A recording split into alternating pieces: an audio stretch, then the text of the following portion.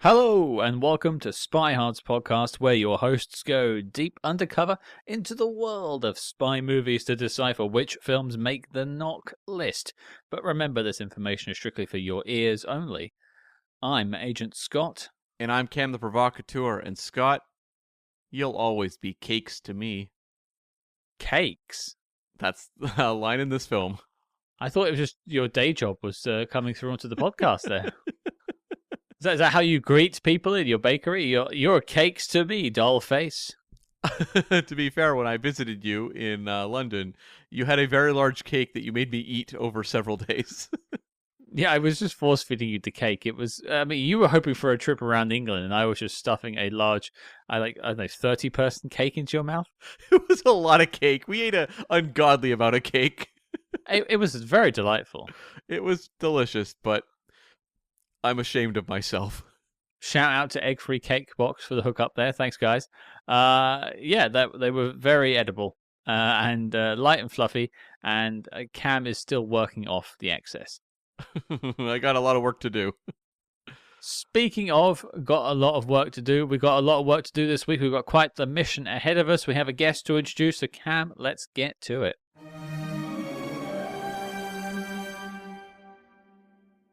Okay, Cam, we have a mission ahead of ourselves this week, and it's quite the one to tackle. I don't know what to say much about this film. I need some expertise, and Cam, you're never really enough for me. That's very true. I fail miserably every single week. Which is it's a good week for it, really. You're in good company. If ever you're gonna fail. If ever you're gonna do it. But hopefully here to bring some credibility to the show, making his second appearance. He is the creator and host of FilmSpeak. He is the one and only Mr. Griffin Schiller. Hello, sir. How are you? Hello. I'm doing well. I'd be doing a lot better if we were talking about a different film. But you know what? I'm glad to be reuniting with you guys for another episode. And I think we're going to have a lot of fun with this regardless. Also, I know that this has been one that's been we've been trying to make this happen for a while. And so much of it has just been to my stupid schedule and busy summer and stuff like that. So thank you for bearing with me and caring enough to still have me on here. I feel awful about it, but I'm excited that we're finally sitting down and able to do this. It's going to be awesome. Well, it's kind of ironic, all the work that went into it, and you're like, is it for this film? Yeah, you're like, I know, this must be the wrong film, right? Right? Yeah. This isn't The Third Man. What are we doing I know. here? I know. You know, it's so weird. I for whatever reason, because I think Luc Besson made a film that weirdly reminded me of this around the same time, and so going into it, I was like, oh, is this the Luc Besson spy film that came out around 2020 or whatever? Anna, right? It was not. It was Yeah. not. It was much worse than that. Because it's that wouldn't have been good, but at least it would have been interesting. Sure. Because it's Luc Besson. Right. So, Yeah, and I mean, that was a film that also was kind of forgotten somewhat, and right. you know, they do have a lot in common, actually. It's true. It's true. Yeah. I don't even. Do you remember what the name of that movie is? I'm sure you guys covered. Yeah, it. Anna. Oh, it's Anna. Oh, it is literally just the same. It's the same thing. Yeah. Are you shitting me? No. Oh my god. That's incredible. That is incredible. We should follow up next week with Anna, really. Well, other Anna. Wow. Who knows? If you look at the the IMDb page for this film at the bottom where it says other movies that we recommend, Anna's near the top. You know what? It's all coming together. It all tracks. This is beautiful. I think it's also important to point out, last time you were on the show, you were talking about Spectre. It's true. Yes. Yeah. Just to let you know, a lot of people, when they come onto the show for their first time, they have to work towards a Bond. You have to do a couple of bad films and then you get a Bond. Sure. Whereas you got a Bond, and now we're getting a film that's questionable, and you're giving me shtick for it? I don't know, man. I know. I did. I'm spoiled. That's really what it is. I'm spoiled. Yeah. A film that you defend, and then, To be fair, it was a very controversial film, one that people have mixed opinions on. So there, not everyone is wanting to step up and talk about Spectre in really at all, but especially not in a positive light. So I guess there was a little bit of like falling on the sword there. So, but I definitely fell on the sword on this one. So I guess it was just the reverse of it, right? It was like we do. They're like, okay, here you go. You can talk about this like very controversial Bond film and praise it, but now you're gonna have to trudge through the shit.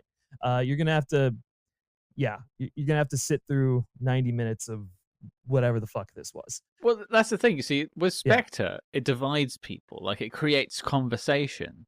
Right. I think the jury is very unanimous on their verdict when it comes to this film. Oh yeah. Like, people do love Spectre because actually, Scott knows this, but they're in my town. They're actually hosting a screening of Spectre with an orchestra doing the score, and I'm like, really? They chose that movie? They're doing that? Dude, that's wow. That could be a lot of fun. I'll be there. I think 100% I'm there. For sure. I mean, I think that's one of the things is like and I may have said this on the Spectre video, but I actually think that score is really underrated. It's super effective for just like the atmosphere and the mood that they try to create with that film. But I'm not going to sit here and say it's like one of the top 10 greatest Bond scores, but I do think like seeing like specifically the strings and seeing that with a live orchestra, that would definitely come together in a really fun way. Yeah, it's like they did Casino Royale and then they did Skyfall, and I'm sure they were like, well, what now? In my mind, I'm like, maybe like Goldfinger would be cool or something, but they were like, no, we're not going old. We have to stick with the new, but what do we got left? Yeah. Okay, well, here we go. And they would love to do something like Goldeneye, but you can't do that score with an orchestra. Yeah, it's pretty hard. You'd have to have like a DJ or something, and that'd be wild. They've been doing some like Bond retrospective screenings in LA. I can't remember the organization. I think it's like To Live and Die in LA or something. No, that's not it. It is. I think that's right. Is that what it? Yeah. To Live and Let Die in. To Live and Let Die in LA. Yes, we've spoken with them before briefly. Yes. Yeah, great. I have thoroughly enjoyed what they've been doing with the Bond screenings here. There's a great like independent theater, the Culver Theater, that they've been doing it at. Every couple of months they show one. They just showed Thunderball, and they're all the new 4K restorations, which is, I've never seen these movies look this vivid and this detailed. I mean, seeing what was it, The Living Daylights with the 4K restoration. I mean, it about like fucking blew my mind. Yeah. And so like stuff like that, stuff like the screening with the concerts. I mean, it's just a really, it's a fun way to keep Bond in the zeitgeist and keep the fandom happy. And just while we wait for what's going on with 26 and everything. And it's cool. It's cool that stuff like this exists, because I think the UK got it like when No Time to Die was coming out. Everyone else was feeling left out, and so I think it's been cool that the fandom has been able to like acquire these 4K versions of these movies or do stuff like the concert screenings. Like that's what you want. That's what you want. It's nice to know that Great Britain can still set the tone sometimes. If it only is in Bond screenings, I'll take that win. Hey, so own it. Be proud. That's awesome. Yeah, that's all we have left. Well, before maybe we talk about the film a little bit more, and I say talk more, just eviscerate, but we'll get to that. For sure. I mentioned your YouTube channel, FilmSpeak. Sure. Wonderful channel, and you've got some fantastic videos over there. But what are you sort of working on, and what can people expect if they were to pop over? Yeah, for sure. Well, stuff that I think like specifically like your audience would be like interested in. I mean, we've been toying around with, it's so funny you bring up Spectre, but I think this fall we are going to finally do that video on Spectre. My friend Brody and I we'll do the Spectre video, and then maybe the Skyfall video. That'll be like an October and November kind of thing. It just feels right. We've been wanting to talk about a couple of Bond films for a while. We've just been struggling to come up with an idea struggling to find the right time to I guess come up with something. I mean, and then we were also considering Live and Let Die as like a Halloween kind of video, right? Because there's like some voodoo and some spooky stuff in there, and that could be fun. I don't know. We're working on those. We're finishing out like a series that we've done on the Jurassic Park films, which has been really, really fun because for whatever reason, both Brody and I have been in an insane Jurassic mindset this entire year. And like, yeah, we had a new film coming out, but I think it goes back to when we saw The Lost World in theaters at one of the local theaters around here. They showed a 35 millimeter print of it, and we were just like, oh God, that was everything. It was so much fun.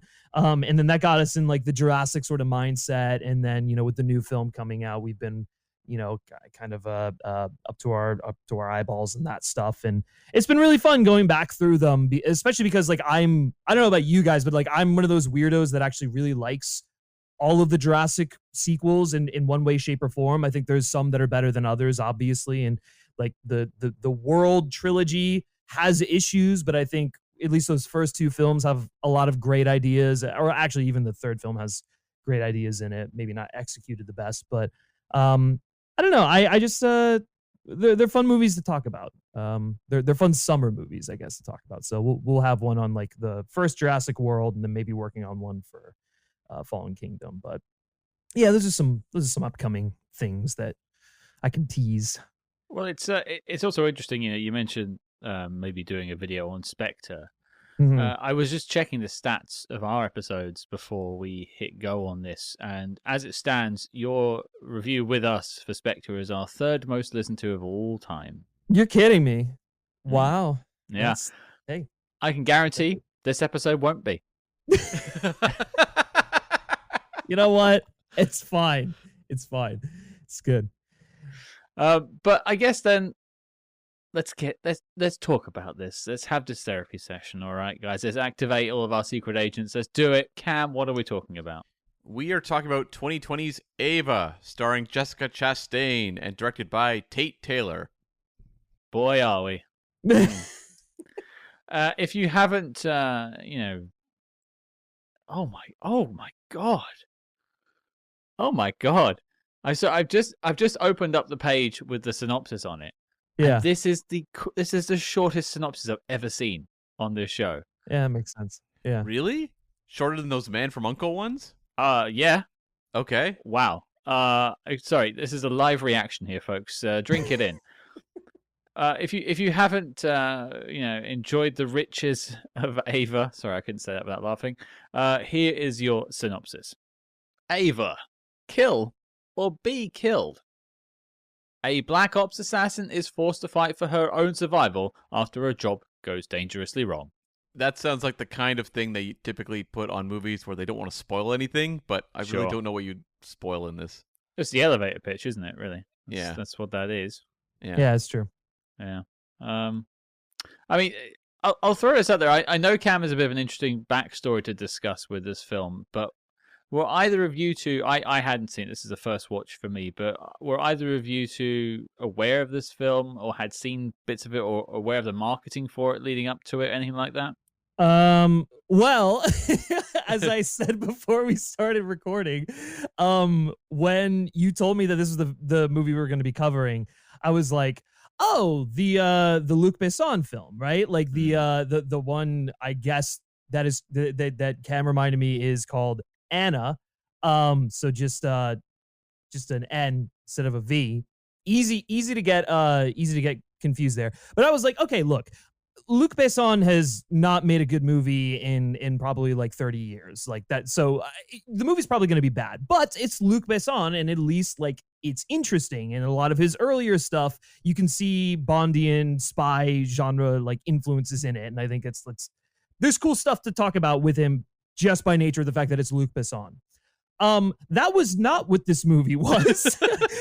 So as soon as I started watching it, and I was just like, oh, Tate Taylor, that what the is renowned Tate the Taylor. Renowned Tate Taylor, right? The guy who made The Help made this weird little spy film.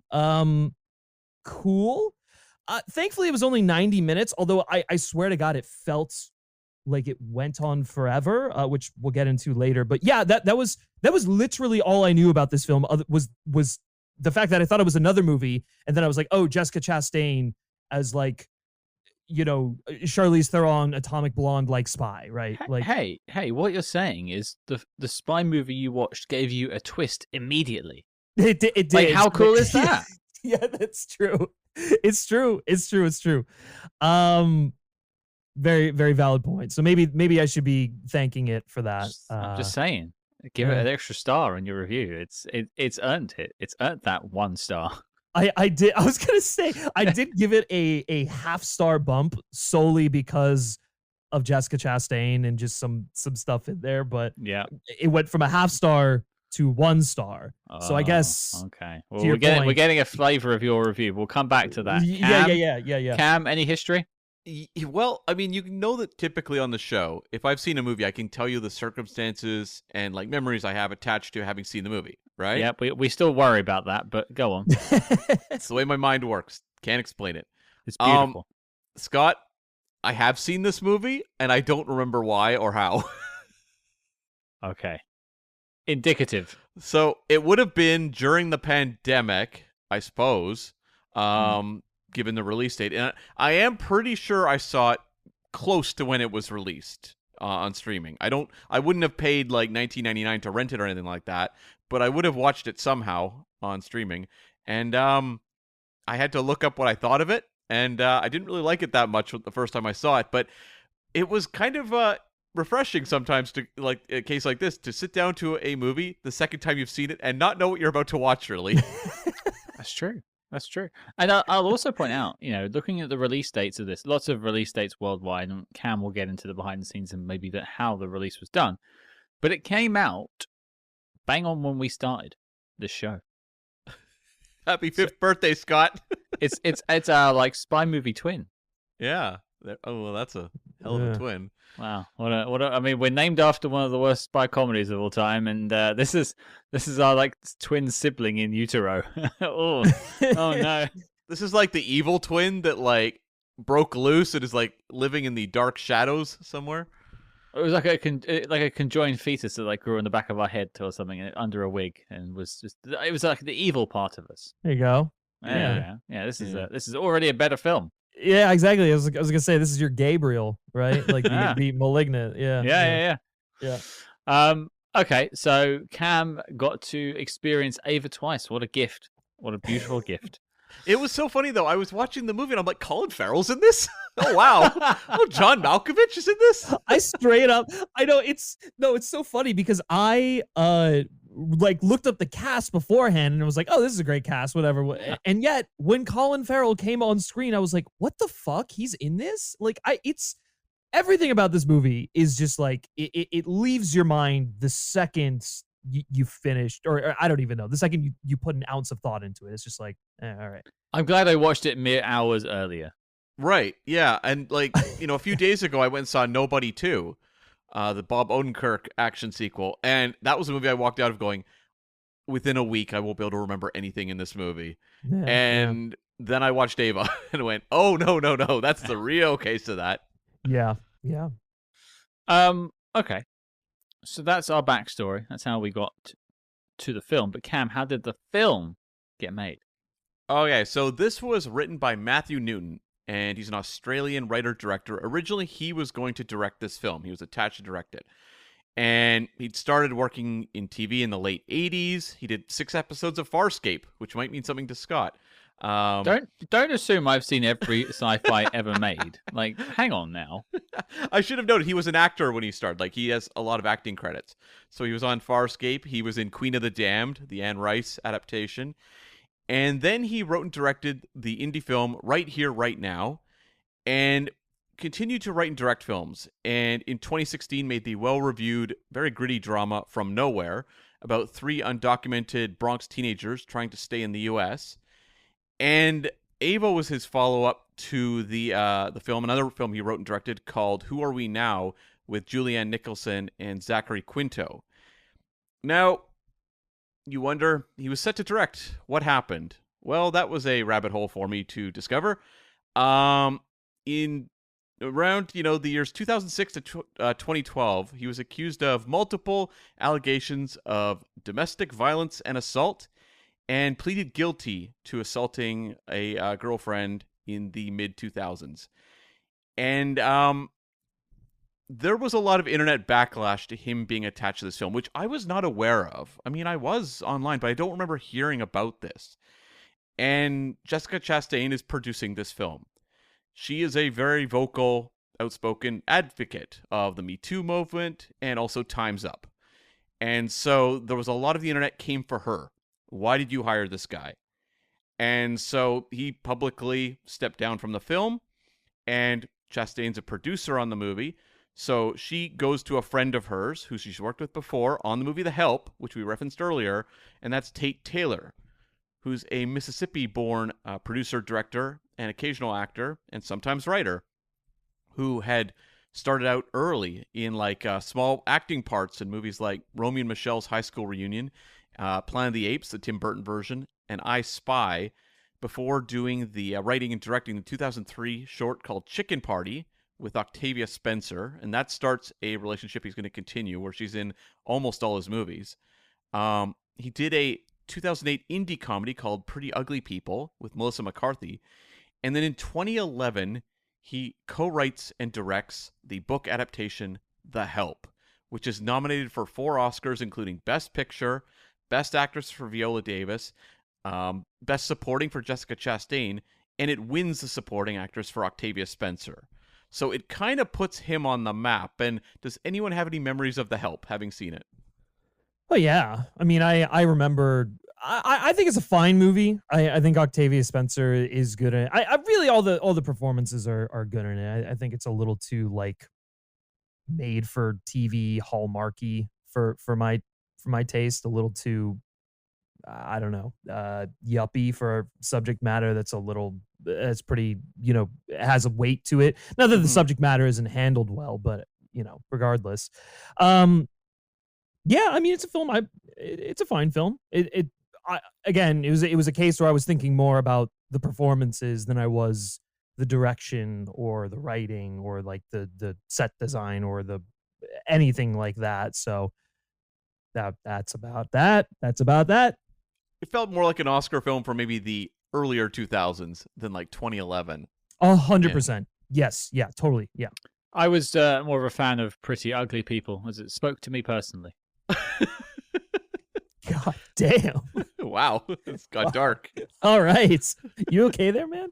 I need some time. I accidentally shaved my beard off the other day, and I'm really feeling the effects of it right now. I look like a walking, talking thumb. It's not good. Oh. I should turn my camera off for everyone watching me now. It's not. No. Oh, Come on. jeez. Oh, Jeez. thanks. Come on. You're beautiful. Oh, there we go. I feel better now. Go on, Cam. So after The Help, Tate Taylor does the James Brown biopic Get On Up with Chadwick Boseman, the Emily Blunt airport novel adaptation The Girl on the Train, which was not great. You had to add that little sting in there, didn't you? Airport novel. Well, it's there's a lot of good movies made out of airport novels. An international best-selling airport novel, I'll point out. It's a bestseller for sure. But, you got Gone Girl, which was David Fincher turned into a masterpiece, but I don't think anyone looked at that literary material and said, well, clearly this is one of the all-time classics. Okay. Cam's hot take of the episode. All right, we'll leave that there you go. It's coming in strong. He also re-teamed with Octavia Spencer for the 2019 horror thriller Ma. Yeah. I haven't seen it. Is it good? It's just I mean, it's funny. It's just a an internet. It's become memeified, I guess, if you will. It's more iconic for just it's weird. I don't know, when everyone was trying to turn everything into Ma, or everyone was just sort of distract Thanos, we got to get Ma, or something like that.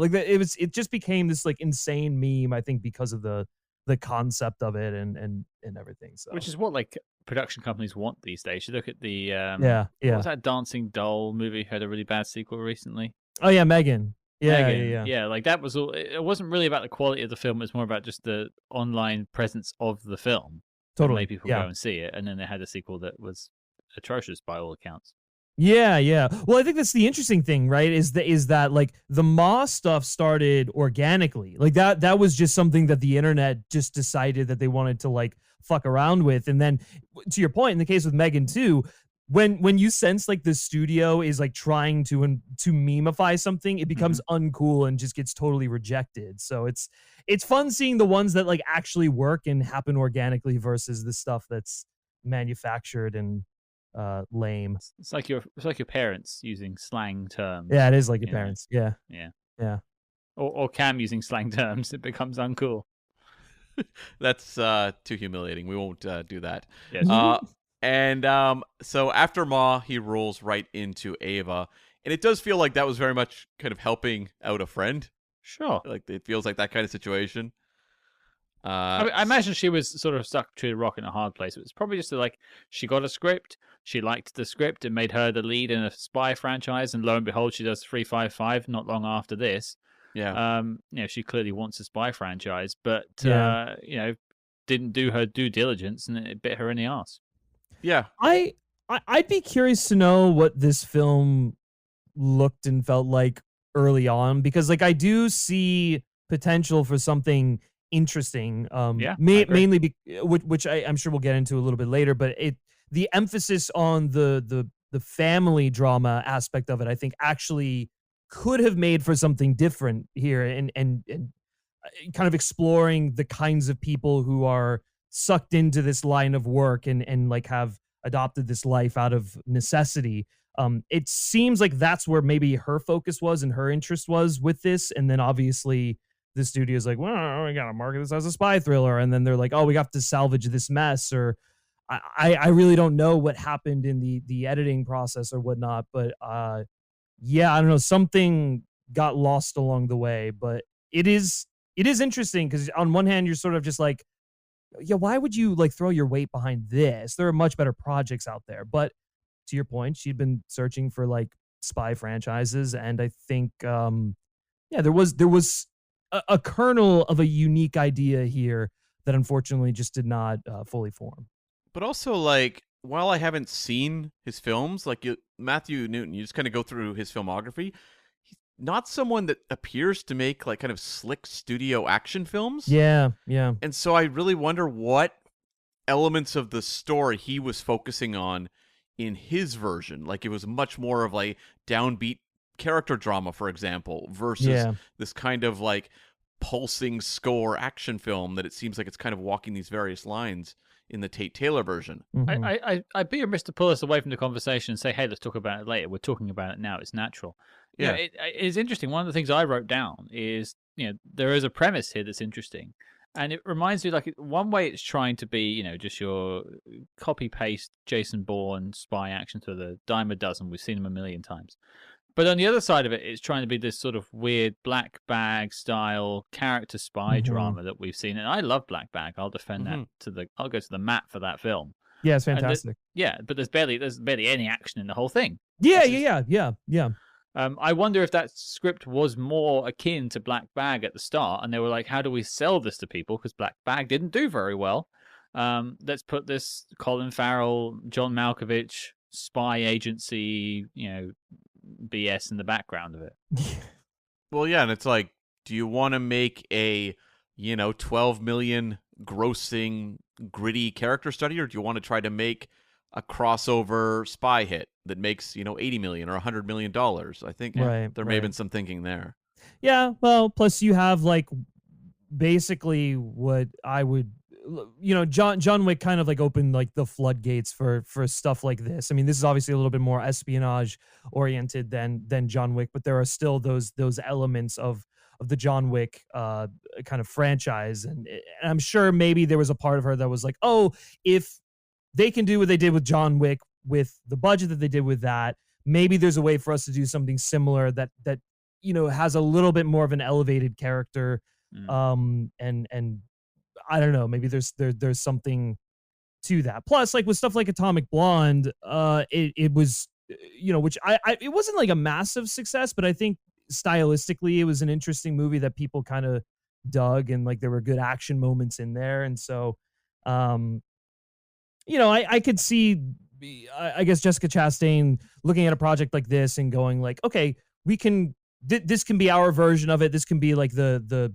foundation, and then we can build from it. Because definitely by the time the movie ends, you're like, oh wow, you really thought you were gonna get a sequel and stuff and make a whole ass franchise from this. But yeah, it's weird. It's kind of like putting the cart before the horse. And I think a lot of these instances where they fail to take off as franchises, it's because they're like, oh, we're gonna just expand this whole universe or whatever, instead of just making a good movie, which is like John Wick did not start out being a franchise. John Wick was a really fucking good movie that has a beginning, middle, and end, and you could watch it as one thing without having seen the rest, and it functions on its own. Mm-hmm. Ava is barely a film. It seems like just a series of vignettes, and then it just kind of like ends. It's like, oh, okay, what was that? It took me a beat, but I think I'd forgotten how it ended. I had to just search my brain, just be like, wait, how does the film end? It came back to me, but yeah. Yeah. Just it's the monologue, the voiceover monologue is like really weird because it has nothing to do with like what's just happened with her character, and so it's and she's like walking off and like I guess is being trailed by I think the VO work was doing a lot of heavy lifting here. But Cam, do you have any more for us? Yeah, the original title of the film was Eve, and that's what they went into the shooting of the film with, that title. And they had to change it. Oh, guys, we could have been talking all about Eve. Oh, God, your puns would have worked better. The rumor was that they changed the name because of the TV series Killing Eve and didn't want to be associated with that. A good show. Yeah. Maybe they should have been associated with that. Yeah. So the budget for this movie I could not find anywhere. But domestically at the box office, it did just under $500,000. International $3 million for a worldwide total of 3.3. This is during the pandemic, so this is where you really can't read that much even into box office numbers. No. So yeah, it was just outside of the top 200 for the year. But this was mostly paid video on demand, I assume. It was. Yeah, it was mostly streaming. And so I'll say the top 3 for the year. This is the interesting top 3 if you're looking at various film years. Number 1 was Demon Slayer Kimetsu no Yaiba, the movie Mugen Train, which was an anime. You had at number 2 the Chinese historical epic The 800, and number 3 Bad Boys for Life. That's an insane year. That's crazy. I mean, a lot of crazy things happened in 2020, but that's certainly one of the things that happened. Yeah. That's I'm just taking that in for a second. I'm just like, good God, that we used to be in such a dire place for I mean, maybe we still kind of are, but that's really bad. I saw a lot of movies this summer. I don't know that we have a lot to crow about this summer. For sure. And the last note I had was Jessica Chastain produced this film, and I think has had very mixed luck when it comes to action roles. But the following year after this, she would produce and star in The Eyes of Tammy Faye and win the Best Actress Oscar. So she does have a good eye for dramatic films. Sure. It's true. And that was a good movie, too. Well, I was just going to say, what was the movie where she kind of like mounted they mounted the Oscar campaign, and I don't know if she was nominated or if she didn't win. It was Molly's Game. That's what it was. Oh, yeah. I think that was the one that came out right before she like started doing a bunch of these. And so you have to wonder if like, she's like, oh shit, well, this isn't working for me, at least in terms of awards stuff. So maybe I just go and pivot to stuff that I kind of want to do, or just try out. And so maybe this was just one of those. Was that the Sorkin film? Yeah. I have seen that one. Oh, I can talk about something. Oh, I've seen a film. Well, it's like she was always tied to like action stuff, like from early on when she was doing like the Huntsman Winter's War. And they would and they would talk to her about like, are you going to do superhero stuff? And she's like, I would love to do that. And I've taken meetings. And then she winds up doing Dark Phoenix as the rando alien villain, and then does, action films like this. And it's like, clearly she's someone who wants to do like a genre franchise or a genre film, but really her agents are sending her the wrong material. She needs to sack her agents off. I think that this is actually what we can see here is a pattern of abuse. by her agent, and it is not good. It is not good. I mean, also you just got to think like you look at this, and then like, I think it's 355 2022. It follows this movie. Yeah, it's like 2 years later. Oh, that does that. See, I thought that was the same year as well. I was like, was that the beginning of the year or? No, it's 2022 was the 355. Oh my god! And she was in that, right? Yes, yeah, she was the lead, I suppose. Yeah, and produced it as well. Oh my god, that was another one where they were trying to make like a series, right? They were trying to turn the I don't get it. But she's like 0 for 2 for spy franchises. Like maybe she goes for 3 and it's a magic number, but also, girl, give it up. It ain't working. I don't know. It's like one of those things though where I'm like, she's a great actress, and I could see her leading a spy film franchise like this and being really good and compelling at it. Like there are parts of this movie even where I'm like, yeah, I like you know, your performance is a bit one note, but there's also like a bit of nuance to what you're doing here. Like I think there's more going on underneath the surface than what's written on the page, and I think she really tried to tap into that. It's like, fuck, come on, girl, get some better material. Like you need like a good writer and a good director to really like make this happen for you. And then she hooked up with Simon Kinberg instead. Oh dear. Oy vey. Not great. No, not great at all. Okay. Ava. Let's talk about it or eulogize it. Either way. Griff, this is the floor. It's yours, my friend. Take us away. Oh. What do you have to say about Ava? I don't know, man. It's one of those things where it's like I don't even know where to start. Just because like it's like the beginning, it's like her on a mission and her killing like Ioan Gruffudd or whatever, and there's like this weird like banter there. I don't know. It's like it's got like elements of like Black Widow kind of stuff in there, which could be cool, and like even the even the title sequence. I think the title sequence of Black Widow is much better, but like even the title sequence, I'm like, Jesus, is this a pilot for like a TV show? Like what is this? Or is this the new season of Alias? Like what's going on here? And then it just proceeds to just like cut and jump around to like weird scenarios and instances with that don't seem to really have a connection to anything. Like there's a subplot with her trying to get her sister's fiance or husband, or I don't even know what is it his whatever, is trying to get Common out of some like gambling debts. Yeah. And it's like, this is an entirely different, just like subplot that has no correlation to anything that's going on with like John Malkovich and Colin Farrell. And then like them trying to kill her. It's just like, it's like, did you just need like this weird thing in order to get her from point A to point B in order to like pad out the length of the story? It was so irrelevant and so fucking weird. And then there's like Geena Davis, who's in here for God knows why. I mean, you know what? Hey, I guess get that bag, but also like literally why? Like that character is so useless in this, and also just like really knock on wood. Yeah, right. Yeah, knock on wood. Yeah.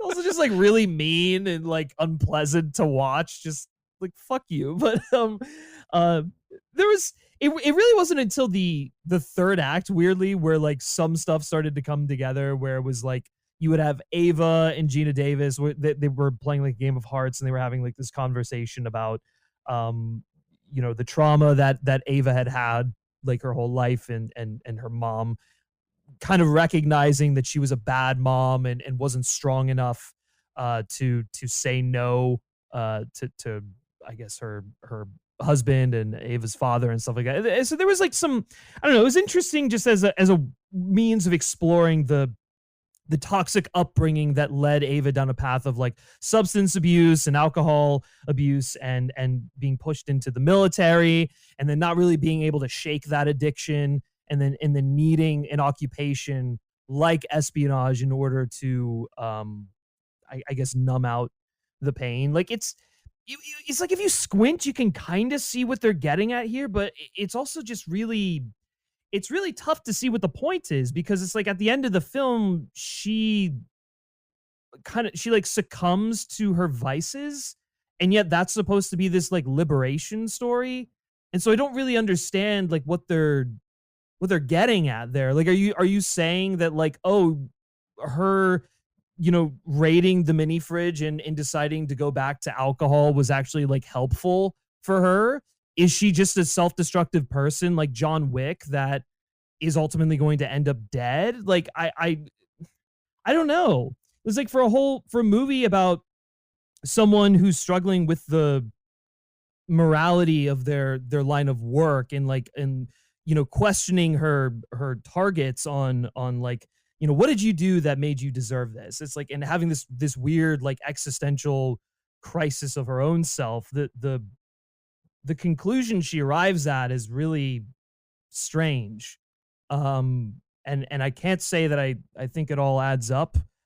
But yeah, I don't know. There was a lot of like weird just stuff like that didn't really make sense to me. But as a snapshot, I guess, of just like the toxic kind of people that get wrapped up and exploited in this kind of environment, like I could see a kernel of an idea there. But yeah, I don't know.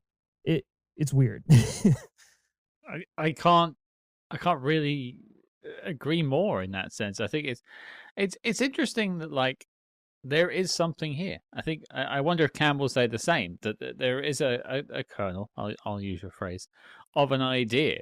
And I think what that led me down the path of is frustration. Because I can see you've got this idea that in different hands could be interesting, could be expanded, could be, iterated upon. You've got a cast that with any other filmmaker, I feel like you'd be like, this is a slam dunk. Like you've got, look at these people. Well, it's the same case as 355, actually. Sure. Yeah, that's so true. Yeah. It's an embarrassment of riches that just goes to waste. Yeah. And so I'm sitting there going like, you've got these weird plot lines going on concurrently that have no connection to it. Like the whole like family trauma stuff. Like I guess it feeds into her background, her past, and her demons. But like the demons don't ever really come back to haunt her particularly. They don't ever prove to be an obstacle for her. She drinks and then is able to take down Colin Farrell. Who, by the way, has no connection to her whatsoever. Like there's like these two, his like weird vendetta and issue with her has more to do with John Malkovich than it does anyone else. And so like it makes sense that, he would kill John Malkovich and everything like that. But it's just like Ava's journey and the stuff with like Colin Farrell are on two separate paths until the filmmakers force them to come together in a very like weird, unnecessary way. Like you mentioned Bourne, like, yeah, they're trying to do like the Treadstone thing where they pit their own agents against one another. But like Colin Farrell is clearly in control of everything that he's doing. And it's like, if you trusted John Malkovich's character, why would you go out of your way to like kill this? Like, it's just so weird. Like his motivations really don't make any sense. It's like, why are you trying to kill Ava when she's proven that she doesn't just like spill secrets or whatever? Like, yeah, maybe she has like a weird thing that she like tries to do with every mission, but then you go in and disrupt what she's doing. It's just, I mean, I don't know. Just like don't send the boss in to do it. Send like 30 goons in to bum rush her and just do it that way. Like totally. Yeah. Why would he risk his own life and family for that particular guy? Doesn't make any sense. And then none of this connects to the common stuff. None of this connects to the sister stuff. It's all just kind of left dangling there. And what I concluded upon or came upon is that this is just an amateur hour script. Like this is, I mean, I can't say much about the director. I don't know his work. I know he's got some hits, so sure. Maybe it was a very last minute thing and he just kind of had to rush into production and just shoot it to get it out for a certain day because they had people who paid for it to be delivered. And so like, this is, because I had this expectations, like I said, a kernel of an idea should have been something. This cast should have meant something. It didn't. What this is film school students. And this is what they would produce. They would have a good idea, but they wouldn't be able to flesh it out because they haven't got the skills to bring it home. But unfortunately, this is a film school script with a £50 million budget. And so, of course, you're going to be disappointed. because I think my expectations were too high. I should just be looking at this as if it's a student film and be like, well, hey, they gave it a good shot. I remember going to see a screening of, it wasn't a student film, but it was a first-time filmmaker, and he'd made a zombie movie. Mhm. And it was the most convoluted, I think it was 2.5 hours long, no budget zombie film that was still introducing new characters at the 1.5 hour mark. Right. And it was just like firing off in a billion different directions over the course of the movie. And yeah, I mean, I'll say my thoughts. I'm kind of in the same place as you guys are, where it's just like this movie has things that in theory could easily make up for a compelling movie. Mm-hmm. But it's going in so many directions and giving no weight to any of them.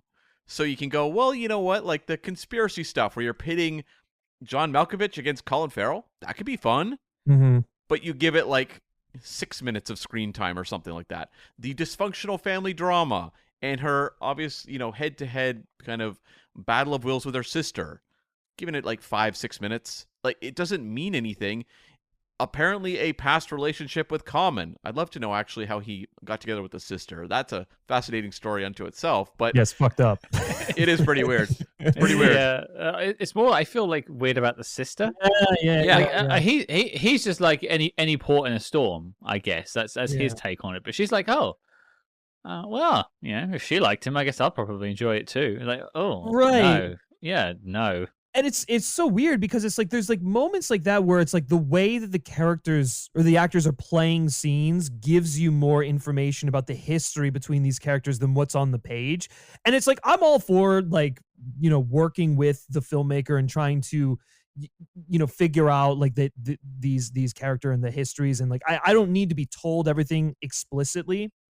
But at the same time, I think there's so much of this film that I'm having to infer things to the detriment of just the overall story, where like I'm inferring that like the sister was jealous of the older sister and then perhaps also like felt a bit of I don't know, she was like upset with her and so like got together with her ex as this sort of like vindictive thing to have like or whatever. Like it's so like there's like all these undertone thingies that I'm assuming that I don't think are actually baked into the DNA of the script. The histories of these relationships, like even like Common, like the weird comment that he makes about her fixing the TV. It's like, okay, like I get you probably want me to clue a bit more into like a past relationship between these two, but again, it doesn't really ever amount to anything. It doesn't ever really go anywhere other than providing an obstacle. I mean, I think the most bizarre scene in the fucking movie is when she goes to her house and tries to like sleep with Common and then take him with her. I'm like, what was the point of that? Yep. She was like, oh, I wanted to see if I was capable of like doing the worst thing I could possibly think of. And I was just like, why? You kill people. Like, why are you trying to, like, it's just so, it was so like unnecessary and goes absolutely nowhere. And then the way that ties in with the fucking like underground crime boss thing, like it's the weird John Wick ripoff shit. Who was that lady? Like, what was the point in that? Joan Chen? Yeah, well, okay, I know who the actress is, but it was more like, why was that character? Why was she given screen time? Why was she like? Did you see her in a boudoir with like a threesome in front of her? Like, what? Spend time developing your lead. Yeah. Maybe I don't know. I don't know anything about this woman by the end, apart from the fact that she's got some demons. But like I think a major downfall of this film is also they make their protagonist very unlikable. Yes, like from the get-go, I am not a fan. But I also so like the writer of this movie is someone who battled with addiction. I knew someone and was very clear about this, right? Sure, and has talked quite openly about drug and alcohol addiction. Mm-hmm. So I'm like, there's obviously something personal to him about this character who's maybe hitting rock bottom, and maybe that's what like the scene with like Common is this character crossing that line. But whatever was there, maybe early on, I think was sanded down. Like it just feels like it's very superficial, and the movie's bouncing around in a way where I go like, I feel like Tate Taylor is focusing on elements that maybe the original director was not looking to emphasize as being kind of the louder parts of the movie. Like, I really have a lot of questions about what the tone was going to be. Yeah. But they're like, commit to a course. If you're going to make your lead character a sleazebag, Yeah. do it. Go full, like, she turns up and just like completely tries to get back in Colin's pants. Like, if that's what you want to do. But the fact that she goes round, says, "Hey, run away with me," kisses him, and he goes, "Oh, she's pregnant." She's like, "Oh yeah, I guess I'm a terrible human." Well, like, everything is so superficial in the movie. 100%. Like, it just glosses over everything that's introduced. Like the relationship with the sister. That is like, has some moments of the two actresses, like, some fire going between the two of them. Goes nowhere. It doesn't really matter. Nothing really matters. And it feels like it's just set up to be a sequel. But it's also like, it's almost like trying to trick people into being like, well, look, this is a 90-minute action movie. That's what you're here for. Mm-hmm. And I know Jessica Chastain is quite vocal about wanting to do action. Mm-hmm. And she also in the 355 is doing action. She's done it a few times. About wanting to have that experience of performing action on screen. I believe she can do it. This movie convinced me she wasn't taking part in those action scenes half the time because it was like a lot of bad blocking and awkwardness where I'm going, I think this is her, but it's like they're trying to convince me it's not her because it's really awkward. I was sorry. This is available on Amazon Prime here in the UK. I don't know how you folks watched it in North America, but there's a scene where she's escaping a party. I believe she's in a dress, and there's like a little shootout just outside. It's when she goes to do the second assassination that goes wrong. She's chased out. That's what it is. Yeah. And there's some like John Wick style, like close up gunplay. Yeah. At that moment, I realized that she's not doing any of the stunts because there's a shot where the person playing Jessica Chastain's character turns and looks at the screen and fires a gun, and you see like the muzzle flash from the pistol. Yeah. And so there'd be a light and it would light up the actor's face. You then see the most horrific image of a mocap version of like a digital version of Jessica Chastain's face pasted over someone else's face. It's haunting. I will put a picture of this online.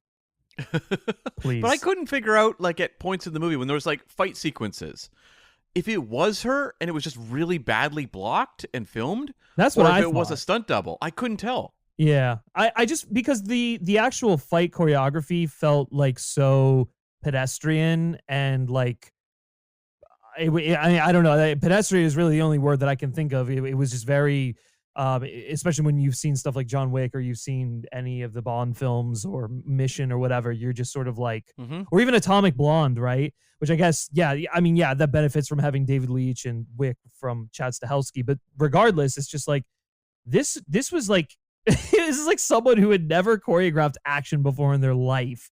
Choreographed these sequences, and then it was shot in the most incomprehensible way possible. It was like it was trying to do the Wick thing, but then it was also kind of stuck in the early 2000s with the Bourne and like the shaky cam, like quick cuts and stuff like that. And it's not even doing that style of action really well. So it's just this fucking mess of like, it's a fight scene that feels like it wants to have a lot of momentum, but it's moving so slow and it's relying on like the editing, and none of the actual like hits are I don't know, they lack impact, even though I can see that their faces are bloodied and stuff like that. So I guess to kind of add on to what you were saying about the film being superficial, I mean, it's not only superficial in its themes and its explorations of this character, but even in its action, it's incredibly just like it wants to look like it's doing like intense action and has these like really cool close quarters combats and the John Wick thing, but it is completely failing in every way to do that in a compelling manner. So it was it was just so bad. It was like weirdly shot action. Well, I also want to take the opportunity to say it isn't just Tate Taylor. I think a lot of this, not a lot of this, but some of this also falls to the feet of the editor, because there is some terrible like digital zoom work on there. Some of the cutting is just like jarring. You lose the pace and the choreography of the shootouts and where things are going. Sometimes it's disorientating. And this is from the editor who edited The Matrix. Wow. And won an Oscar for that. He did. Zach Steinberg. I'll get it. He edited this? Yeah, he edited this. It's weird. So then I'm less weirdly enough that I'm less inclined to blame him. To me, this feels like a director kind of thing, because I mean the editor can only do so much in post to salvage what they shot in camera, and to me it seems like Tate Taylor had no idea how to shoot action. Understandably so, he had never done action really. I mean, he's more of a drama guy, so he was forced into a situation where he had to do action. I'm sure they didn't have like the money to hire like the best second unit crews imaginable.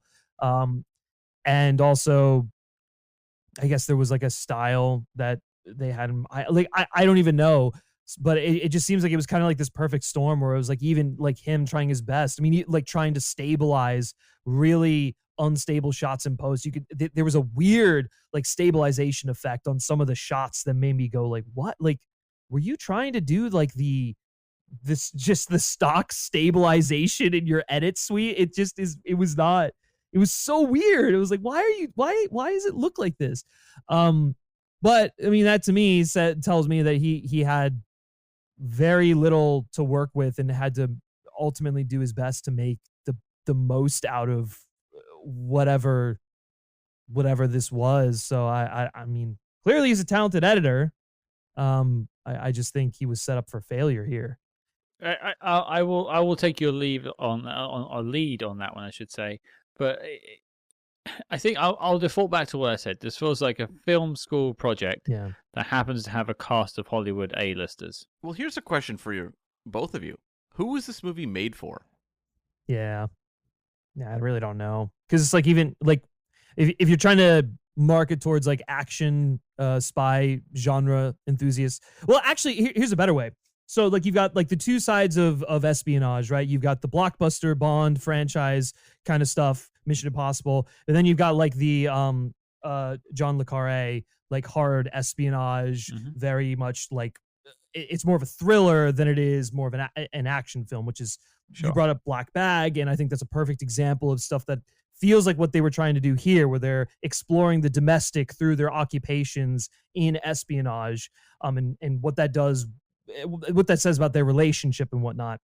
It seems like they're trying to do a little bit of that here, but then they're so self-conscious about the character stuff and the you know, making it this weird family dysfunctional family drama, as you put it, that they're like, oh shit, we gotta add in action. We have to make there has to be like a club shootout scene with like neon lights and John Wick music because that's what's popular right now.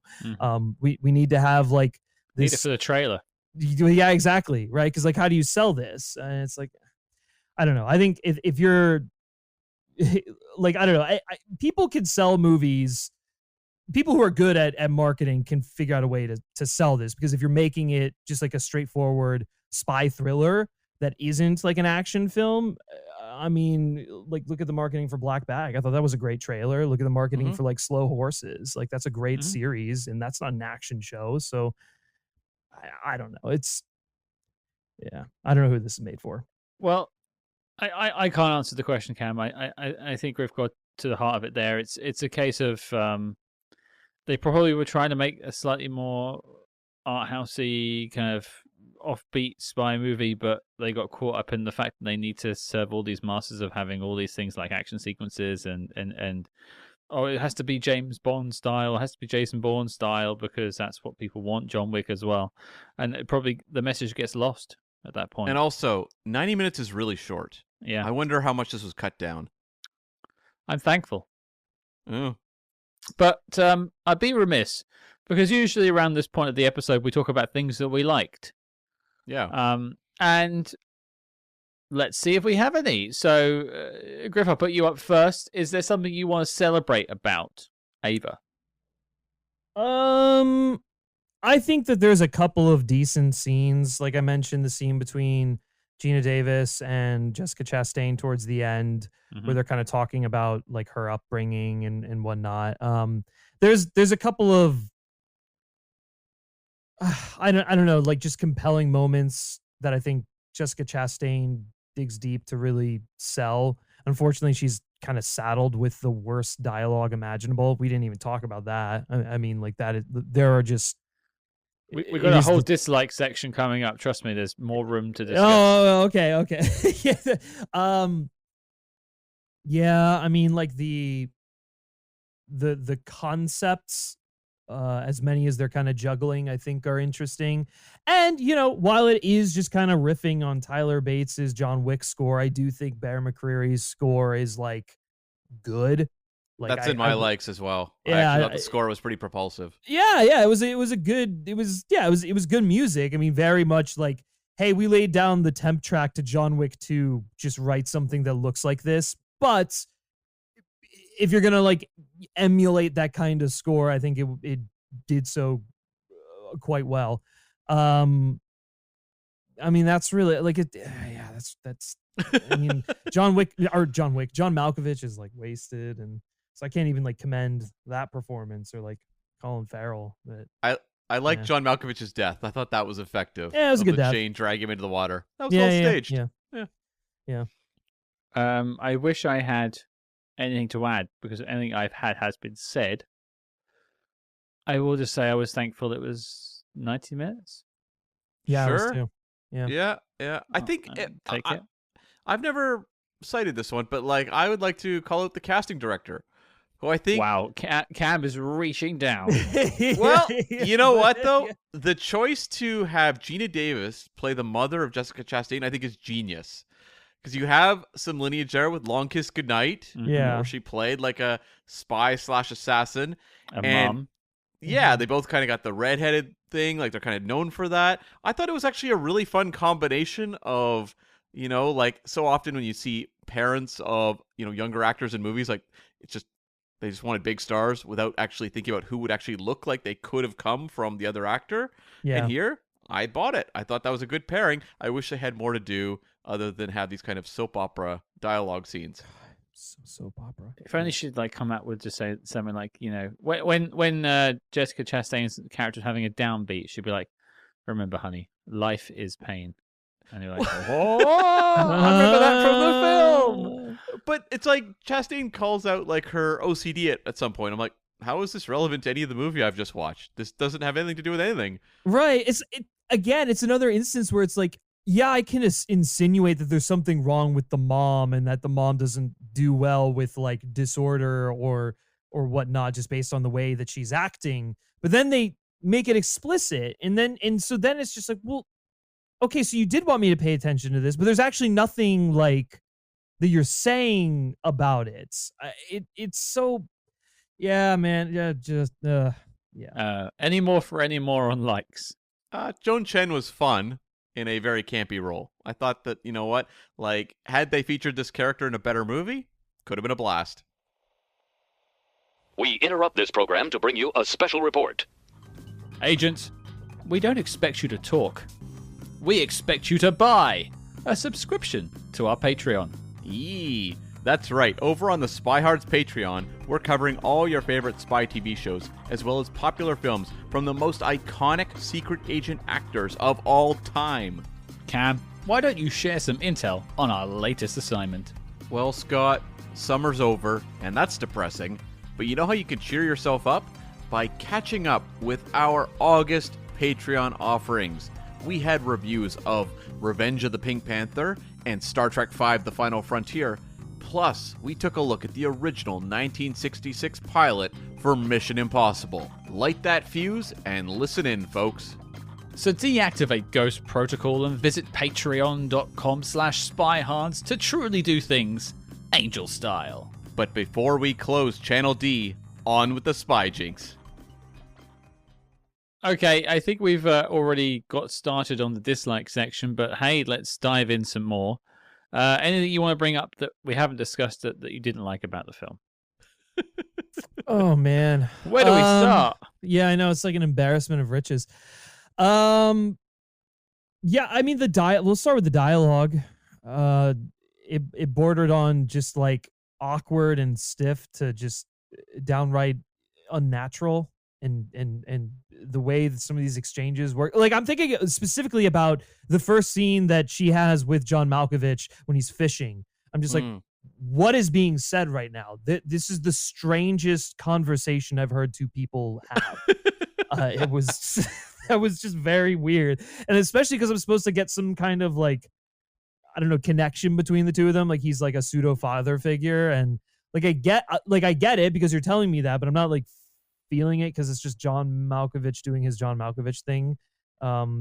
And then the second time when they have every encounter between the two of them felt so awkward. Like they were on two completely different pages. Like John Malkovich like awkwardly puts his hands on her and it's just like, do you need me? And I guess like supposed to be played for like a comedic beat or something like that. But it's just because every other thing with this character and her are so awkward up to that point. It's just like, God damn, man. Like do you understand how to be a normal person around another person? Like it's just yeah, really, really strange. I mean, John Malkovich as a character, like I just don't get it. Like he's just kind of wasted in this. Like I think there's I don't know. It's like he gives a better performance in Dark of the Moon than he does in this, you know. And in that movie, he's like an insane businessman. It's just like, or the Red films. Yeah, or the Red films, right? Like it's. Yeah, I don't know. That was really weird. Yeah, the action's bad. The John Wick, Jason Bourne knockoffs were really just like embarrassing. I mean, I think that's kind of the thing is like even with all this with these interesting ideas going on about the kind of people drawn to this kind of work, it's just kind of like cribbing from like the most obvious influences. It's not and not doing anything interesting with them. No. They're all it's like, oh, okay, this is just like a very, very bad Jason Bourne or a very, very bad John Wick or a very, very bad like Atomic Blonde. Like it's like there's not an ounce of originality in here, and like that's okay. Like you can do a genre exercise and do it very well, but you're not even doing a very good genre exercise. So it's like, what the fuck? Like, I don't know. I feel like I'm just like losing my mind at this point. I mean, if you guys like have any other things that you want to bring up, like, feel free to stop me. But take it away, Cam. Oh boy, I thought the ending was really awful. Yeah, because it doesn't really. Well, I'm gonna foot chase against throughout the city. Yeah, a foot chase. Well, when she goes into full like Jason Voorhees and is just walking after him. Not so much that part. I mean, I kind of like the I'm gonna count to 5 and then fire on 1. That was kind of a memorable little beat, I suppose. It's more the fact that like the movie ends and we've kind of been setting up Colin Farrell's daughter throughout the movie. Mm-hmm. She's kind of there somewhat silently, played by Diana Silvers, and the movie then ends with her stalking Jessica Chastain. So we've spent a lot of this movie quietly having this character be set up. She's having interactions with Colin Farrell. And I guess this is either setting up for a sequel or just trying to showcase the messiness of families or something. I don't really know what it was trying to say, honestly. Sequel bait, baby. Gotta get them dollars. Yeah, I was trying to think about that too, because it's like his entire monologue is about like I had a good death. Having like a good death or something like that. So I'm not. Yeah, I don't really know. Like, what's the whole point? Is her conscience cleared because like she's broken away from her family and positioned them to be in a better place? Like, is she just recognizing that she's incapable of moving past her vices and her addiction, and so is just sort of like, well, like this is the thing. I don't actually know what it's trying to say about her and like in like her addiction issues. Like if it's a tragedy about how someone like succumbs to these things, then maybe make it a tragedy. But then you kind of end it on this triumphant note, and she just walks off into the streets with someone else who's now coming after her. Like I don't know. Is like okay, so you're gonna like detach yourself the way that your mom couldn't from like the people that she loved. Like, is that what you're trying to get at? And that was actually just something I just arrived at right now, was the fact that like her mom was talking about the fact that she could not detach herself from her husband because she wanted to be with him so badly, and that caused issues for everyone else. So it was like the whole movie about her recognizing that she is the problem and needs to detach from them. Because that's a really fucked up message to say. Is that like, yeah, you know what?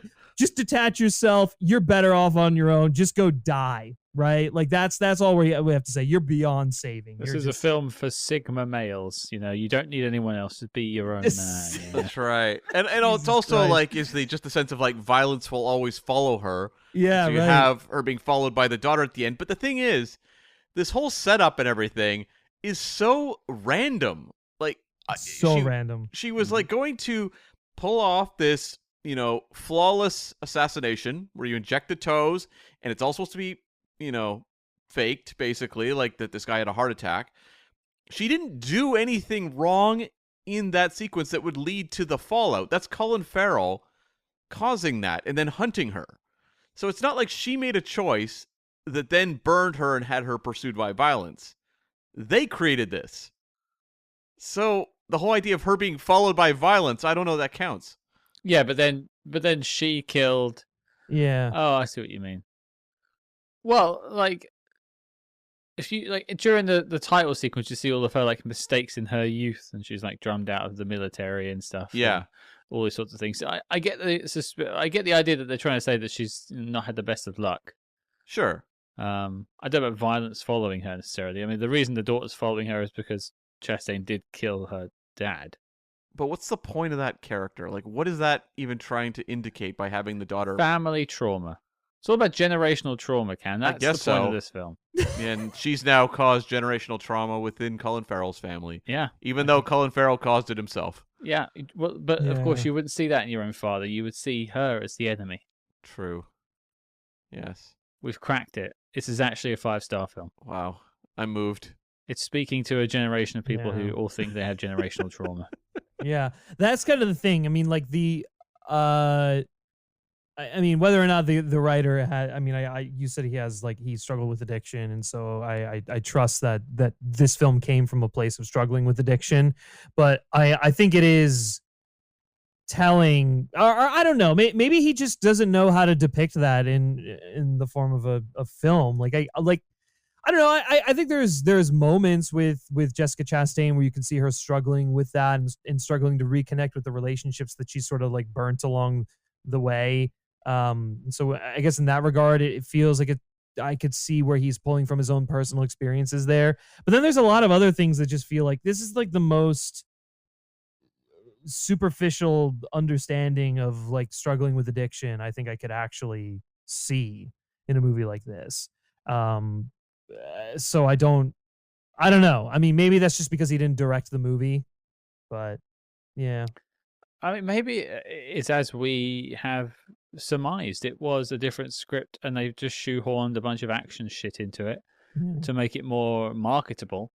But really, what the original pitch was, it was about like what the inner workings of an assassin. Yeah. And that has gone through trauma, and it was like more of a character piece with a tinge of action on it. And then they're like, "Oh, I don't know how to do a trailer for this. Let's put this Colin Farrell character in there trying to kill her and stuff, and all this jazz." Whereas I think I would assume it's more to do with like her demons originally. The AA scene is like too Specific. prominent a moment. Yeah. Like when she's in that room telling those people about why she wanted to kill her father. I'm like, Jessica Chastain is giving it her all in that moment, and it feels like the movie, it wants to dig deep on that moment. Yeah. And then you like cut to her like taking down Joan Chen's evil gambling place inside a porta potty, and you're like, how did we get from there to here? Inside a porta potty. That's the real subliminal message of the whole thing right there. Stepping into shit. Yeah, stepping into shit. No, but I mean, you raise a good point about it. Does feel like that maybe the intention behind it was initially exploring the inner workings of an assassin like this, and someone who has struggled with addiction and why that led them to this line of work. I mean, I could honestly see a version of this movie that plays a lot like David Fincher's The Killer, right? Where it is just more of just like you're inside his headspace as he's going through these kills. Because I mean, like even like in the beginning and the subsequent kills, it's like she is interrogating these people on like what they did, almost as if to like justify what she's doing. Yeah. So like there's psychology in play here. I think it's about as insightful as like a psychology 101 class, but like maybe in like an actual I don't know, in like an actual like fully developed script that allowed that to take center stage. Yeah, I mean, maybe we'd be looking at like a fun little movie here, or an interesting little movie here. But Well, there's also something quite telling in the credits of this. If you think about it, obviously, I'll pull up the chap's name just so I credit it correctly. But there's only one credited writer, Matthew Newton, who originally, as you said, was going to direct it. Yeah. He exited the project years before it got made. There's no other assigned writer. I'm not saying other people didn't work on it, but at least 80% of the film and the script is what he gave in. Otherwise, he wouldn't have main credit without anyone else. As far as I think that's how SAG rules work. Not SAG, but Depends if there's minor. There could have been minor but- tweaks for yeah. sure, but like it ostensibly hasn't fully changed. This Yeah. is more or less the original pitch with some alterations.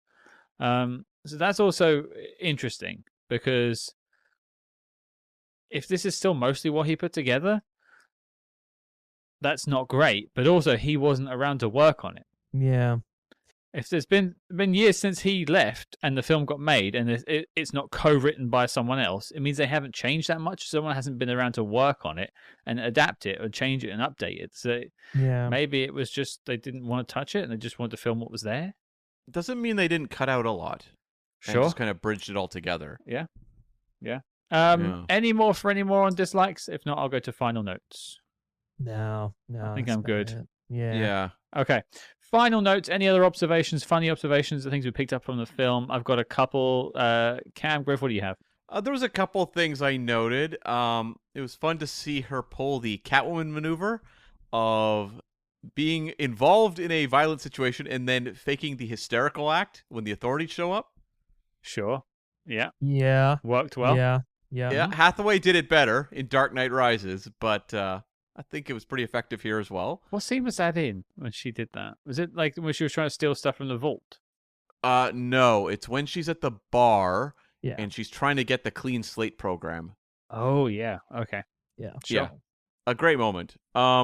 Something else in this movie that was really silly, which is the guy, the jogger, that is stalking her at night.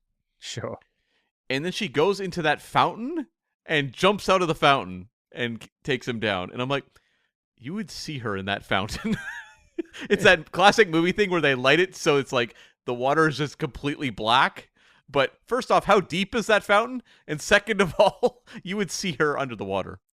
Well, I mean, firstly, the guy who gets killed in that scene has the subtlety of a giant tank driving through a wall like it does in GoldenEye, because there's only one other person jogging, and he is like right up Jessica Chastain's ass the entire time. Like, maybe jog on the other side of the street or something as you slowly get towards your target, and then jump her. Don't let her know that that you're coming. But actually, makes me sound like a terrible person because I'm giving people tips on how to stalk people in parks at night time. So maybe don't listen to what I just said. And then the last thing I had was that Colin Farrell lives in Dawson's Landing, BC. It's so rare that I get to see my home province featured in a spy film. You've got a really bad track record though. You've got this. You've got X versus Sever. That's a big one. X versus Sever is all over the place with Vancouver. And, Art of War was there, wasn't it? I think it was shot here, but very few actually are, title on the screen saying Vancouver, BC or Vancouver or something like that. Yeah, because a lot of time it is used to stand in for like Seattle and things like that. But Dawson's Landing, it's about, 7 hours away from me, but I was kind of like, what an odd choice. Was Colin Farrell shooting something there at that time that they were like, let's just go up there and film him there? Hey, I'm coming to see you in October. Why don't we have a day out? Oof. I did one. I got the name into a pun. Oof. Yes. I think that's a 6.5 hour drive plus a plane ride. Maybe not worth it then. Yeah. Griff, did you have anything to add? You can say no, it's fine. No, yeah, I can't really think of anything. I'm like, hey, Mr. Fantastic from the Tim Story movies was in it for like 2 seconds, and that was fun. Decent billing though. He got like, I don't know, Did like get decent billing. sixth billing, so I his know. agent did their job. I kind of wish he was in it more. Maybe it's just because I like Ioan as an actor. I just think he's like a fun presence, and he's not in a whole lot. So it would have been cool to see him more. But sure, I guess he just dies at the beginning. It's fine. It's fine. It's fun when he plays skeezy. He's actually quite good at that. He is. Yeah, he really is. And he rarely gets a chance to do it. So I guess, thank you to Ava for giving him a chance to do it. Yeah, he got to do that. Wasn't it in one of the Bad Boys films? Was it the last one? I think. Oh yeah, was he in the last? Wait, is that the one that came out? Not. Wait, was that this year or was it last year? Last summer. And didn't he like face down like an albino alligator or something like that? So I was literally gonna ask you because I haven't seen the most recent Bad Boys. So that was. If that's actually what happens, that's incredible. Yeah. I think that is what happens. Incredible. Albino alligator. Yeah, that's correct. Already more memorable than this film. Yeah. Yeah. That was memorable. Yeah. Well, I'm glad you mentioned, is it Ioan Gruffudd? Is that how you say it? Yeah. I would have said Owen. Because I've got two things to mention. First is his scene. In the beginning of this film, he's picked up by Jessica Chastain's Ava, and as I saw them with the sort of the positions of the camera in their little like ride share or whatever she was doing, like chauffeur service, I just kept thinking of the fake taxi series on a certain hub online .com. Oh dear. And so I'm probably going to make an image of fake taxi with those two. Pull up, Scott. She got into it's the same premise. Come and see me in the back seat, and they go into the back seat, and then we, you can fill in those blanks. And that wasn't a euphemism. I'm sorry. So that's happening. That did make me laugh. And then somewhat related. The next assassination, Jessica Chastain chokes a guy out with her feet. And I said to myself, not the worst way to go. We've seen worse, that's for sure. I mean, hey. Wait, I thought he was ejected. No. So he does that she does it to that guy, but then one of the goons, she interrogates him with her feet on his neck. And I was like, yes, yeah. I have a question for both of you. I'd seen this movie before. Yeah. Allegedly. Feet, yes or no? Yeah, well, I mean, it's a complicated question, Cam. It's a complicated. No. I'm curious when both of you realized that this movie was not going to be good. Was there like a point where you went, oh no? I'll tell you when. I'll tell you yeah. when. It might be earlier than y'all suspect, but it was when I heard the score and I was like, oh, this is just a John Wick temp track. Like I was like, what? It's like, oh, this is not good. This is not good. For me, it was some of the blue/green screen stuff in that fake taxi, or slightly later on where she sat in a hotel room and you can just see the like bloom around her that hasn't been quite cut out because it's not been as professionally done. Right. That was my telltale sign. Yeah. Okay, I think like my memory is, to the best of my memory, it would be that it probably began to sink in when I was watching like the scene in the hospital with her and Geena Davis and the sister, and it just felt so like silly, awkward, and that was silly. A bad scene. Yeah, that almost was as bad as like something you'd see in The Room, like genuinely that level of just like awkward. Especially take that scene out of context and just play it on Twitter or Instagram, but like you wouldn't know what this thing is. It doesn't mean anything. It's nonsense. It's gibberish. But speaking of gibberish, Cam, it's time for Knock list. Knock list. Knock list. The knock list. Knock list. Knock list. Knock list. You need to pick a side. The knock list. That's right, and that's our lovely little jingle for it. And Griff, you're back. You didn't successfully get Spectre onto the knock list, the list of the greatest spy movies of all time. But hey, it's all to play for. Could Ava be making the list? No. Absolutely not. No way. No. Okay, well, the anti-knock list is where this belongs. Well, I think we might talk about that in a second. Cam, what about you?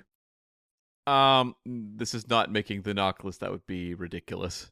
I'm inclined to agree. I think there is too much wrong with this, and ultimately, it's just boring. Sure. And that's probably the biggest offense a film can be. It is boring. Mm-hmm. Yeah, 90 minutes felt like 2.5. Oh boy, I looked at my watch so many times. Yeah, that was a rough sit. But there's 3 no's. It's not making the knock list. But when we have a film that stinks as bad as this one, we do have another list that we sometimes consider called the Disavowed list, where we really put that do not watch mark on them. And I feel like we should probably have a conversation about that. Now, Cam, I know we all have to be in agreement for it to be on a Disavowed list. And I think this is the first time we've had a guest to help us arbitrate a film if it goes onto the Disavowed list or not. I think we have before. I'm pretty sure we have. Okay, well, I've obviously forgotten those films and those guests, so I'm sorry if you're listening. Shit. Double there. God damn. Well, I mean, Cam, do you have your slide whistle to hand? Of course I do. Oh, he came prepared. This man is ready to disavow. Okay, so, I mean, Cam, can you just, I mean, for people tuning in the first time to hear a disavowed list, and for, Griffey's never encountered this before, like, what are some of the films on the disavowed list, just to give him a flavor? It's not an expansive list, but it is the very special cases we've covered over the various, journeys we've taken on the show. So some movies we've got on, Spy Kids 3 and 4 are on there. Cats and Dogs 3, Paws Unite. The Art of War, which Scott mentioned earlier. The Section 31 Star Trek film is the last inductee we had. Oof. And then, like, early on, we had Men in Black 2 and 4, and Taken 2 and 3. So the question is this as bad as those films? I mean, it is, but it's also like so unremarkable that you have to wonder if it even really belongs on this list. Like, is it best just forgotten in a sense? Yeah. I mean, and honestly, that might be a fate worse than death, right? Like for this thing, or sorry, fate worse than Disavowed. Very good. Yeah, I don't know if I would go so far as to say that it's like Disavowed. It's a really bad movie. There's some baffling things in here, but I just think it's a bad movie that is worth forgetting about. I don't think it belongs on like a Disavowed list. Okay.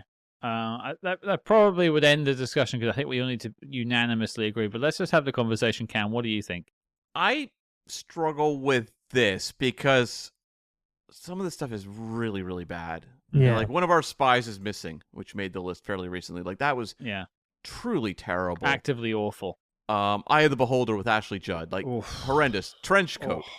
Like, these are some real duds. And I still have nightmares about Eye of the Beholder. Like, that's another one of those, like, you got a good cast here and you just whiff it. Yeah. And so when I look at this one, I have to ask myself, is this movie worse than the 355, which didn't make the Disavowed list? This is worse than the 355. You think it's worse? Yeah. Interesting. I might lean towards that's a little worse. Okay. Well, I think that ends it there. I don't think if we can't be in agreement, it shan't be disavowed. That should end it there. I should say that I can be swayed, but if Cam is also feeling like it's bad, but it's not quite that level, then I could be swayed. At least I'd be willing to agree if two people felt very strongly about this. I don't think I'm willing to take on that fight either. I think I would much rather just forget this film existed. It is not offensively bad. It is just boring. Sure. Which I think is maybe worse than everything else put together. But I feel like giving it more air by putting it on a list somewhere is actually worse because people are sometimes tempted to check out our disavowed films as like what's the worst spy movie ever? I'm not sure I wish this upon them. Well, the thing is, when I look at this list, pretty much all of these movies I have vivid memories of. Yeah. And the brutality of sitting through them. If you ask me in a year about watching Ava, how much will I remember? That's the question. I think that's it. I think I think all three of us are in agreement. It's not bad enough, but it's pretty dang bad. But it is not making the disavowed list. And as such, the dossier on the film is complete and filed as classified. Goodbye. I never have to speak about you again, Ava. But one person I would like to speak to and say thank you is you, Griff. You've come back on the show. You've graced us with your presence once again. You've gone through the Bond trials and tribulations, and you found yourself in Ava territory. I can only apologize. Hey, look, you had an opening, and I was willing to just sit here and chat with you guys because that's the most important thing. That's the fun part about it. We've done this almost as long as the film. So it's like, you know what? you know, That's the real achievement here is that we have made a conversation that is as long as the film itself. Yeah. But we owe you. Next time around, you're getting something that is a Please. legitimate, wonderful movie that you are just having the greatest time ever watching. Yeah, I mean, I would love that. I would love that. Have you covered Tenet? I'll be on for Tenet. We have done Tenet. Have you? Yeah. No, I know you're a Tenet fan. big Tenet head. Yeah, big Tenet head. But that's okay. You love your temporal pincers. I do. I still am trying to grasp that film, but maybe that's the magic of Tenet, is you never quite get it. You always think you do. Yeah. You like get to the end, you're like, I think I got it, and then you go back and rewatch it again. You're like, I don't remember. Yeah, right. it's the never-ending loop, right? Just that's all it is. But if people want to hear more from you, where can they find the channel? Where can they find you online and all the socials? Let us know. Yeah, for sure. No, I thank you guys seriously. Thank you guys for having me back on again. This was a blast. It's always a fun time chatting with you guys, and I'd be honored to come back anytime. Yeah, so if you want to follow me and anything that I have to say about films, television, Bond or whatever, you can always check out the FilmSpeak channel. We do have a lot of videos dedicated to the James Bond franchise on there. And specifically some of the recent news and announcements regarding it. But yeah, you can go check that out along with other video essays and deep dives into films. And then if you just want to hear what I have to say, just in general, unrefined on a daily basis, you can follow me on Twitter or Threads or Instagram at Griff Schiller. Boom. And there'll be links in the show notes below to go and find all of your wonderful stuff online. I'm sure we'll be talking about this on social media throughout the week this episode's out, and I can only apologize ahead of time. Oh, it's fine. Just wait till you're tagged in the fake taxi post that I put up. No, save me from it. But yeah, as I say, it's been an absolute pleasure. Thank you for coming back, and thank you for joining us. Yeah, of course. Thank you guys.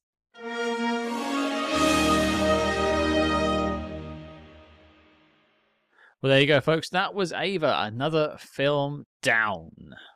Yeah, Jessica Chastain, better luck next time. We know you can do it. We've seen you do it before in Zero Dark 30. We're rooting for you, Jesse. Come on. There's so much greatness there, and one day, one of these potential spy franchises will lock it down and make it great. I mean, it's something we didn't really talk about, but I have spoken about this before. Is like, it is funny how these female-led spy franchises just keep not working. Well, yeah, and often it's really the filmmakers that really let them down. With Jessica Chastain, it's Tate Taylor and Simon Kinberg who directed the two films that we didn't like, and they are on a technical level quite shoddy. Mm-hmm. So that's not her fault. I think she's maybe just suckered in by particularly charming people, and then they lead them astray. Maybe. But come on, Jessica. We think you can do it. We hope you are our savior. Our spy movie savior. We need one now that Tom Cruise is almost officially retired. Exactly. Who's left? Nature hates a vacuum. Someone's got to step up. And please don't let it be Glenn Powell. Unless Matt Damon's going to come back into the Jason Bourne role. I don't know. He's born again. Maybe. There are rumors. Perfect title. Title. Yeah, it's true. Well, that was Ava. But the mission continues. Cam, what are we talking about next week? Well, Scott, Ava was a bit of a bomb. And so we are going to pivot. And next week, look at a movie that also features some bombs. We are going to tackle the 1960 atomic war paranoia film, Rocket Attack USA. Let it not be said that we don't give the people what they want. And apparently what they want is a rocket attack. Yes, and especially a fear-mongering propaganda film from the, it should have been the 50s? You'd think it would be the 50s, but this is 1960. Yes, if you want the reefer madness version of a spy movie, this is one for you. I wouldn't recommend smoking the rocket, though. No, they may not go well for you. No, it might just blow up in your face. But your mission, folks, should you choose to accept it, is to join us next time as we shoot off with 1960s Rocket Attack USA. And don't you worry, I know you want to tune in and watch it first, you little burrowers out there. I know you love watching along. You can get this film practically anywhere. It's all over YouTube. It's basically on the homepage. It's what everyone's watching. It's had millions of views. It's up there with Taylor Swift videos. Yeah, Taylor Swift got engaged recently, and Rocket Attack USA. It's the frontline news. That's right. It edged it out. Like, there was videos of the engagement ring. No, far down the rankings compared to all the various channels showing Rocket Attack. I don't even know the guy's name she's engaged to, but I know a lot about Rocket Attack USA. What does that tell you? He wishes his last name or first name was Rocket right now. To be fair, so do I. True. Rocket Hardy, not bad. Well, that's good. That is good. If I ever have kids, and God forbid I ever do, I think I might just name them Rocket. Didn't Robert Rodriguez name one of his kids Rocket? I think he might have. I mean, that's the most Robert Rodriguez thing I've ever heard, so sure. Yeah, I know there was a Rebel, but I think there was a Rocket as well. Was he going for alliteration with his kids' names?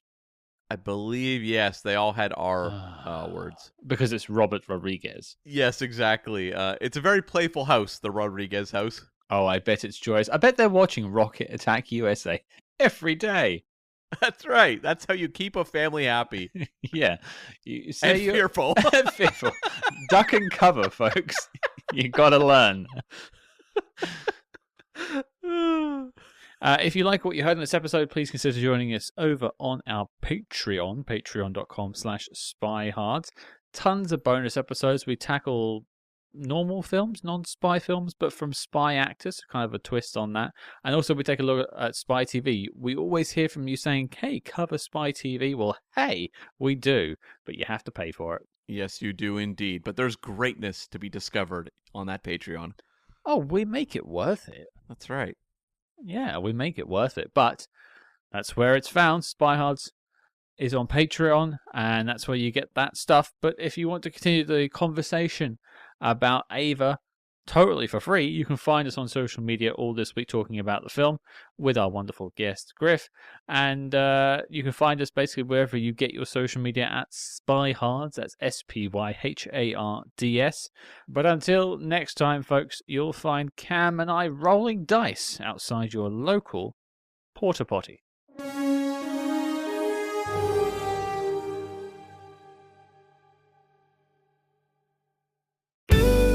This podcast is part of Podomedy, the UK's podcast comedy network. Why not laugh at what else we've got? Visit podomedy.com.